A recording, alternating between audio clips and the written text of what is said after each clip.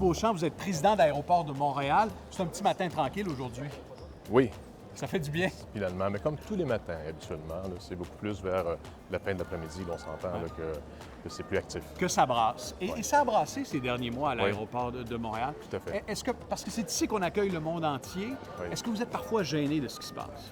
De ce qui est sorti dans les médias, mais surtout le fait que les passagers doivent attendre, notamment au niveau des douanes, mais surtout sur la voie d'accès, c'est clair qu'on ne peut pas être fier de la situation actuellement. Il y a des gens qui se posent la question, est-ce que l'aéroport est trop petit ou encore sera-t-il trop petit dans quelques années?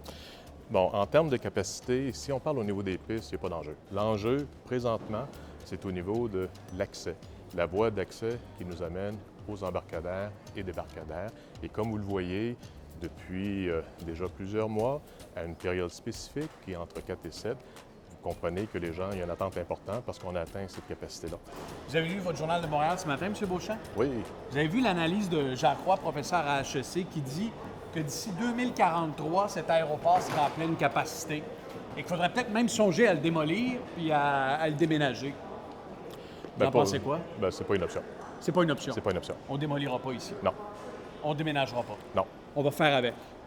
Oui, mais on va faire avec. Je t'avais expliqué qu'on avait des capacités au niveau des pistes et autres. Il y a beaucoup d'améliorations au niveau des portes d'embarquement.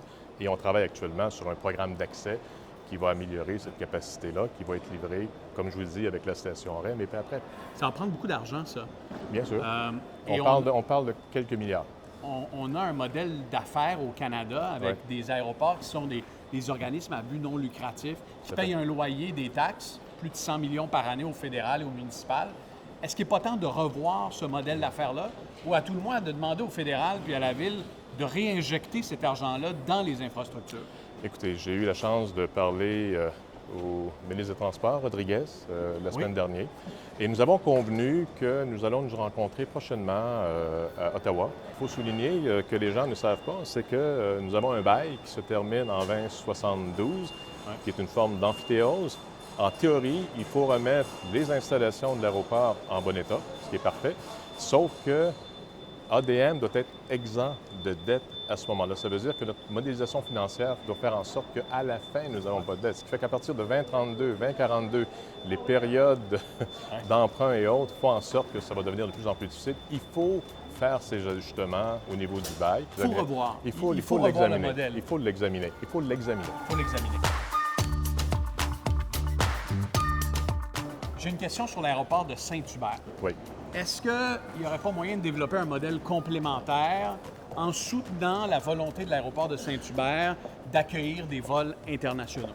OK. Là, présentement, Saint-Hubert développe le domestique. Oui. Donc, pour nous, ça ne pose aucun enjeu. Le domestique. On peut aller sur la Côte-Nord, mais on ne peut pas aller à Cancun. Voilà. Par contre, le bail ne le permet pas. Présentement. Mais l'aéroport voudrait. Est-ce que c'est L'aéroport quelque chose voudrait. que vous seriez prêt à soutenir? Pas vraiment. Je vais vous expliquer pourquoi. Parce que si on permet l'international et transfrontalier à Saint-Hubert, Oui. essentiellement, on revient encore dans la même dynamique de déshabiller Jacques pour habiller Jean. Vous comprenez notre mode de financement, c'est à travers nos revenus que nous sommes en mesure, finalement, de soutenir le développement et la croissance. Et bien entendu, tout ce qui est international et transfrontalier est quelque chose de très important. Vous voulez garder ça? Bien, c'est inscrit dans le bail. Oui. C'est-à-dire même dans un environnement un environ de 70 km en entour de nous, il n'y a pas de possibilité de développer l'international. Le domestique, oui, et on soutient cette initiative-là. Et je pense que ça aussi, ça va nous aider. On ne peut que vous souhaiter bon succès parce qu'il en dépend évidemment de l'avenir de notre aéroport. Tout à fait. Tout à Monsieur fait. Beauchamp, merci beaucoup. Merci beaucoup. Merci. Merci.